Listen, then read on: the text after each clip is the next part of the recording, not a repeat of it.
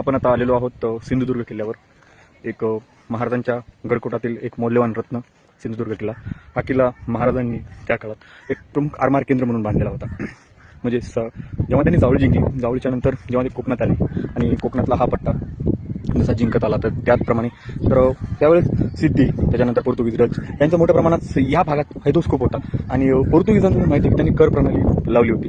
तर त्याच कर प्रणाली आणि त्या नाविक दलापुढे मराठा सैन्याचं नाविक दल कुठेतरी कमी पडतंय आणि कमी पडतही होतं. तर त्या अनुषंगाने महाराजांनी हा किल्ला उभारलेला होता. या किल्ल्याचं बांधकामाला ज्या साहित्य वगैरे महाराजांनी वापरलेले आहेत ना, ते अगदी खूप साध्या आहेत. अगदी लाकूड वगैरे, दगड, चुनखडी आणि थोड्याफार शिसांनी हा भक्कम किल्ला उभारला. त्यावेळेस महाराजांनी उभारून घेतला.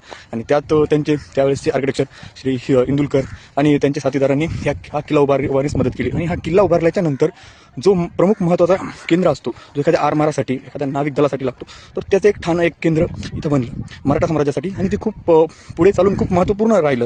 कालांतराने त्याची नेस्तनाबूत झालेली आहे. आणि ते तर झालीच, म्हणजे महाराजांच्या आणि संभाजी महाराजांच्या अटकेनंतर आक्रमकता झाली. त्यानंतर एवढं लक्ष किंबहुना बाकीच्यांचं या बाकीच्या गोष्टींकडे गेलं नाही. आरमाराकडं अनुषंगाने ते त्यावेळेस इंग्रजांचं झालं. पण तो गोष्ट बघायची, पण दूरदृष्टी आणि साथीदारांची नीतिमत्ता आणि स्वतःची विचारसरणी यावर हा भक्कम कडकोत महाराजांचा अजूनही उभारलेला आहे. बघण्यासारखं आहे. पण सध्या एवढी व्यवस्था नाही आहे अजून. म्हणजे इथे जसं रायगड आहे, सिंहगड आहे, महाराजांचे अनेक दुसरे किल्ले आहेत, लोहगड आहे, त्या ठिकाणी मला एवढं बऱ्याच चांगल्या गोष्टी वाटल्या. पण इथं सिंधुदुर्गात नाही आहे. त्या थोड्याशा करायला हव्या होत्या, जागोजागी फलक वगैरे.